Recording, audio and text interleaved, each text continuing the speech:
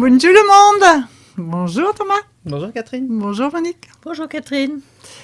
Alors, aujourd'hui, nous allons vous parler des traditions, bien sûr, de nos régions, de nos belles régions, et plus particulièrement de ce qui concerne la recherche des protections.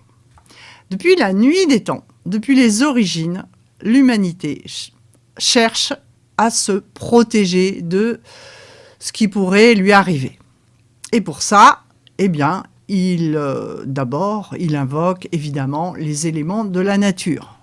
On a invoqué bien sûr le soleil, la lune, les étoiles, les astres, mais aussi les arbres, par exemple, les arbres qui peuvent être sacrés, les pierres, bien sûr, puisque nous avons des pierres levées également dans nos territoires, et puis tout un tas d'objets qui peuvent servir effectivement de protection, encore aujourd'hui. Si par exemple, qui n'a pas son petit bracelet avec son petit chouchou là à côté pour se protéger, que ce soit homme ou femme. Par exemple, les lacs d'amour sur un bracelet. Ou parfois, ça c'est pour nos cousins québécois, l'attrapeur de rêve, pour éviter les cauchemars que l'on suspend au-dessus de son lit. Et puis, bien sûr, donc dans des temps reculés, on retrouve évidemment ces objets protecteurs aussi dans les sarcophages, dans les cénotaphes, mais bien avant notre ère, évidemment, partout dans le monde, on retrouve des objets. On a même retrouvé, certains archéologues ont retrouvé carrément des pierres qui symbolisent la déesse mère. Et alors, vous en avez une ici, voyez. Pourquoi c'est une pierre qui symbolise la déesse mère ? Eh bien, parce que si vous la retournez, vous voyez que, en fait, regardez ce qui se passe. On voit qu'elle a évidemment la forme de ses fesses, faut le dire. Voilà. Et en fait, c'est véritablement, alors c'est difficile à montrer, cette déesse mère, elle est, vous voyez, associée un petit peu, elle porte, on pourrait croire, un enfant. On la retrouve également, donc ça c'est une copie, c'est très très ancien, ça a été retrouvé en Aveyron. C'est une déesse mère, la déesse Gaïa. Voilà. Alors il faut savoir que cette déesse mère, Gaïa, eh bien, au fil des siècles, et quand nos pays ont été christianisés, eh bien, elle s'est transformée évidemment en Notre-Dame, la Dame sacrée, Notre-Dame. C'est la raison pour laquelle on trouve des Notre-Dame partout en Europe. Et tout ça, c'est véritablement une des protections les plus anciennes qui fait référence à Gaïa, la déesse mère des origines. Alors, bien évidemment, on trouve également dans nos régions, d'Aunis, de Poitou, de Saintonge et de Vendée, plein de petits symboles protecteurs aussi sur les maisons. On trouve quoi, par exemple, Thomas ? Alors, sur les toitures des maisons, on y plantait de la joubarbe. Oui. La joubarbe, c'est cette plante grasse qu'on appelle l'artichaut aussi. Et joubarbe qui vient de Jovis barba, parce que c'est la barbe de Jupiter. On sait que Jupiter, c'est le dieu de la foudre. Donc, ça détournait l'orage. On en plantait sur les fêtages des maisons. Et on trouve aussi des chouettes. Les chouettes que l'on crucifiait, pauvres bêtes, en Vendée surtout, on les crucifiait aux granges des maisons pour détourner la mort. Donc c'était une protection. Et c'est devenu l'oiseau emblème de la Vendée. Et on trouve aussi, donc, le fer à cheval. Le fer à cheval. Dans toutes les fermes, il y avait des chevaux, donc c'était une protection. Il fallait toujours avoir ça dans un tiroir dans la maison. Voilà. Et les chardons également, qu'on pouvait trouver aussi aux portes des maisons, des granges plus particulièrement. Bientôt, puisque on commence la période des fêtes, vous savez très bien qu'il y a le gui, pour ce passage du Nouvel An. On se met sous la protection du gui. On jette des pièces de monnaie dans les fontaines également, pour se porter bonheur, se porter chance, pour devenir riche, etc. Donc, toutes ces superstitions, évidemment, qui remontent très très loin, qui remontent au culte païen, on va dire, quand, vers le 5e siècle, en fait, toute l'Europe a été christianisée, entre le 4e et le 6e siècle, eh bien, les évêques, les moines, les religieux, qui voulaient à tout prix christianiser, convertir les païens, ont été obligés de s'approprier ces croyances et ces superstitions et de les adapter à ce qu'on pourrait appeler soit des reliques, soit des saints. C'est la raison pour laquelle on trouve tout près de chez nous un culte très ancien, à Magné par exemple, et ces cultes sont souvent liés d'abord à l'eau, c'est-à-dire, comme je l'ai dit tout à l'heure, aux éléments de la nature. Il se trouve qu'à Magné, en plein cœur du Marais Poitevin, puisque Magné est entouré de 2 bras de la Sèvre, eh bien, il y a une petite butte. Et sur cette butte, eh bien, très tôt, il y a eu une chapelle. Et alors, la légende raconte, bien sûr, que cette chapelle, elle a été construite par Macrine, qui s'était enfuie avec sa sœur Colombe, et rejointe par une amie Pexine, qui a donné Pezaine, d'où Sainte Pezaine à Niort, puisque Pexine est morte en chemin à Niort. Et donc, elles ont fait ce petit monastère-là. Alors, on ne sait pas trop si c'est vers le VIe siècle, peu importe les légendes. Et depuis, cette petite chapelle, ce monastère, a toujours été entretenu et a toujours fait l'objet d'un culte. Et encore aujourd'hui, on trouve en plein cœur du Marais une immense église, on peut dire, qui est vraiment entourée de verdure, sur cette butte. Et dans cette église a lieu tous les ans, et autour de l'église, un pèlerinage très suivi. C'est autour du 6 juillet. Et les gens arrivent en barque tout autour du Marais. Depuis la nuit des temps, on vient honorer les reliques de Sainte Macrine, qui, bien entendu, comme toutes les saintes, fait des miracles et fait des guérisons. Oui, parce qu'il y a une source. Parce qu'il y a justement, il y avait même à l'origine 3 sources. C'est pour ça qu'il y a 3 sœurs. Alors maintenant, il ne reste plus qu'une, effectivement, qui coule. Mais à l'origine, il y avait 3 sources, d'où les 3 saintes. Voilà, aussi. Et cette source est toujours là. Et cette source fait l'objet de dévotion encore aujourd'hui. Les gens viennent récupérer, comme à Lourdes, leur petite gourde d'eau, et ils s'en imbibent les vêtements. Si par exemple quelqu'un veut guérir sa jambe ou son mollet, eh bien ceux qui ne peuvent pas se déplacer, on trempe les vêtements, la chaussette ou le bas dans l'eau, et après on va le porter au malade pour qu'il l'enfile pour pouvoir être guéri. Donc vous voyez, voilà, il y a des superstitions encore qui sont assimilées à des croyances en des saints et des saintes. Alors, évidemment, l'eau, c'est vraiment une référence qui va être souvent associée à des saints. La légende de Sainte Macrine, on trouve la même, exactement la même, à Saintes, dans la ville de Saintes, donc, et pour Sainte Eustelle. Alors, Sainte Eustelle, c'est pareil. Alors, certains disent qu'elle a vécu au IVe, d'autres plutôt vers le 1er siècle, puisque c'était la fille d'un puissant romain, un puissant gouverneur romain de Saintes, et qui va rencontrer donc un évêque dont je vais vous parler tout à l'heure, qui s'appelle Eutrope, et qui va se convertir. Et évidemment, son père furieux va tuer sa fille, parce qu'il ne supporte pas qu'elle se soit convertie au christianisme. Et cette fille va être enterrée au pied d'une source. Et depuis, évidemment, cette source se trouve dans les arènes de Saintes. Elle existe toujours. Et il y a toujours un culte à donc Sainte Eustelle et au pied de la source. Et on retrouve également des bannières de Sainte Eustelle un peu partout dans les églises de Saintonge, y compris une qui se trouve pas loin d'ici. Voilà. à la Laigne, notamment dans la petite église de la Laigne. Donc le culte de Sainte-Eustelle, et puis je crois même qu'à Maran, il y a une école privée qui s'appelle Sainte-Eustelle.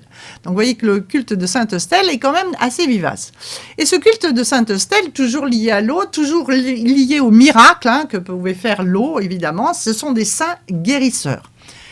Mais jusque-là, ce sont des saints, si vous voulez, plutôt du territoire. Il y a des saints beaucoup plus importants qui vont avoir un impact sur, évidemment, toute la France. Alors, avec Sainte-Eustelle, on ne peut pas ne pas parler de Sainte-Trope. Alors, Sainte-Trope, il faut savoir qu'à Sainte, il y a la plus grande crypte d'Europe dédiée à Sainte-Trope. Vous la voyez à l'image, c'est magnifique. Si vous n'y êtes jamais allé, il faut y aller. Sainte-Trope se trouve, l'église reconstruite par-dessus la crypte a été bien sûr reconstruite au fil des siècles. Elle se trouve sur une butte, Sainte-Trope à l'origine évidemment. C'était une butte qui était à l'extérieur des remparts de Sainte. Et donc, Sainte-Trope, c'est le premier évêque du 1er siècle à évangéliser, à christianiser toute la Saintonge. Et comme je vous l'ai dit, le gouverneur romain qui avait vu que sa fille avait été séduite par les arguments de Sainte-Trope, a commandité le meurtre de Sainte-Trope, et Sainte-Trope est mort d'un coup de hache sur le crâne. Alors pourquoi je vous dis ça? Parce que bien des années plus tard, on va retrouver un crâne fendu, évidemment, et on va l'attribuer, selon la légende, à Sainte-Trope, et donc les restes de Sainte-Trope vont être mis dans un cénotaphe. Et donc ce cénotaphe de Trope, que l'on peut voir justement dans la crypte, qui est très très ancien, évidemment, qui date environ du 6e siècle, renfermait à l'origine les ossements de Sainte-Trope et de Sainte-Eustelle. Et à la Révolution, ça a été tout saccagé, mais on a soi-disant réussi à sauver la tête, le crâne de Sainte-Trope, et qui est devenu relique, évidemment, et qui est enfermé dans un reliquaire de l'église de... Ah ben ça y est, j'ai coupé. Non, pas Sainte. Le reliquaire de la tête, il est à Angers. Voilà. Et donc, voilà. Bon, alors, c'est pareil. Le culte des reliques, alors ça, c'est très, très amusant, parce que c'est exactement le fétichisme des objets dont je vous parlais tout à l'heure. Ça revient exactement à la même chose. C'est un transfert de croyances, de besoin de protection.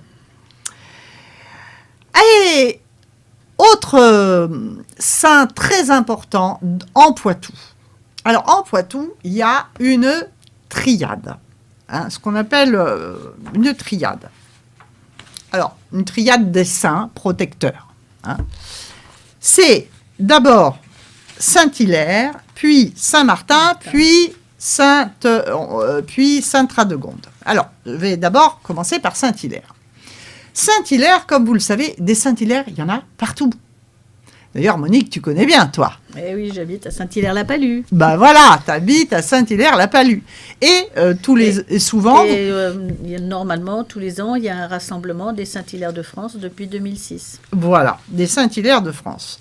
Alors, pourquoi est-ce que Saint-Hilaire est vraiment aussi répandu? Eh bien, c'est parce que c'est une icône de la Trinité et surtout de la paternité dans cette Trinité. Vous savez que la Trinité, selon la religion catholique, c'est Dieu et Père, Fils et Saint-Esprit. Voilà. Mais il y a aussi Dieu Père Joseph, Dieu Fils Jésus, et puis alors la troisième personne, c'est aussi Marie. Voilà. Bon. Et donc en fait, quelque part, cette Trinité, elle a été transposée dans 3 saints pour chapeauter, protéger l'ensemble du Poitou, et ça depuis le 5e siècle. Depuis le 5e siècle en Poitou, on vénère donc les 3 saints. Alors, bien sûr, Saint-Hilaire, puisqu'il est né à Poitiers, c'est la raison pour laquelle, évidemment, vous avez des Saint-Hilaire, l'église, évidemment, à Poitiers, mais surtout un peu partout, puisqu'il va christianiser absolument tout. Et puis, vous allez trouver ensuite Saint-Martin.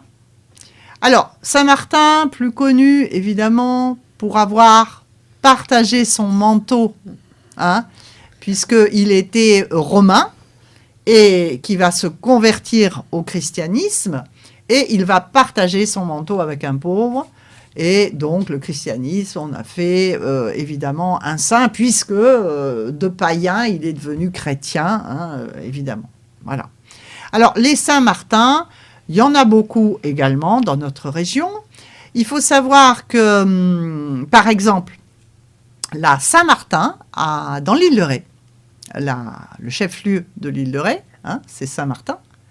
Eh bien, pour la Saint-Martin, le 11 novembre, on défile dans les rues de Saint-Martin avec des lampions, en procession, etc. Et ça se fait encore aujourd'hui.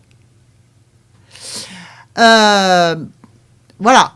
Il y a également l'abbaye de Saint-Martin de Ligugé, à côté de Poitiers, où il y a encore un monastère qui est très actif, on va dire, voilà, hein, et où il perpétue les traditions du chant grégorien. Hein, d'ailleurs, si vous n'avez jamais écouté de chant grégorien, allez à l'abbaye de Saint-Martin de Ligugé. C'est peut-être un des rares endroits en France, en tout cas en Poitou, c'est le seul, où vous pourrez entendre du chant grégorien tel qu'il s'interprétait aux environs du XIIe, XIIIe siècle. Voilà, donc ça aussi, ça vaut le coup d'aller écouter ça. Voilà. Et donc la troisième trinité, on va dire, protectrice du Poitou, c'est Sainte Radegonde. Sainte Radegonde, Patronne des Poitevins. Patronne des Poitevins, voilà.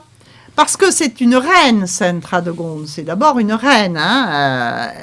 Elle est mariée, elle est, prisonnière par Clotaire, hein, qui est roi de France. Elle est obligée de l'épouser. Et puis, elle va s'enfuir. Hein, et elle va trouver refuge, évidemment, en Poitou. Et là, enfin, elle va donc créer, on la voit dans des enluminures hein, qui datent environ du XVe siècle, on voit toute l'histoire de cette légende de Sainte Radegonde qui s'enfuit pour créer son monastère à Poitiers, et où elle va faire, elle aussi, des bienfaits, des miracles, etc. Hein, puisque tous ces saints, ce sont des saints protecteurs qui font des miracles, évidemment, que l'on invoque pour ça. Hein. C'est pour ça qu'on a beaucoup d'ex-voto dans les chapelles qui leur sont dédiées, souvent, hein, c'est-à-dire des remerciements, vous savez, voilà, un petit peu comme à Lourdes, hein, voilà. Et puis, il faut savoir qu'il n'y a pas que les grands saints, par exemple, tout près de chez nous, là, on a des personnages qui, à l'origine, ne sont pas des clercs, ne sont pas des religieux, hein, comme, par exemple, Montfort. Montfort, Louis-Marie Grignon de Montfort, qui est très connu dans le coin, hein, dans la région de Mervan, de Thogon, de La Ronde, de Courson, hein, pour finalement ses bienfaits. Lui aussi, et pour certains, il est assimilé à un saint, bien qu'il n'ait pas été canonisé. Hein. Et si vous vous baladez dans ces coins-là, vous verrez que finalement, on honore évidemment Louis Grignon de Montfort, notamment à Thogon. Voilà. Mervan, il y a la grotte du Père Montfort avec une chapelle juste à côté. Oui, voilà, aussi. Voilà. Et puis, bien sûr, tous ces saints sont des saints protecteurs aussi de métiers. Bon, par exemple, les musiciens, c'est Sainte-Cécile. Voilà. Voilà. Les chasseurs, Saint-Hubert. Voilà. Toutes les corporations voilà, ont leur saint protecteur. Voilà. Et puis le paysan, lui, le premier, qu'est-ce qu'il faisait? Il écoutait les proverbes. Hein? Alors, je suis sûr que vous en connaissez. Thomas?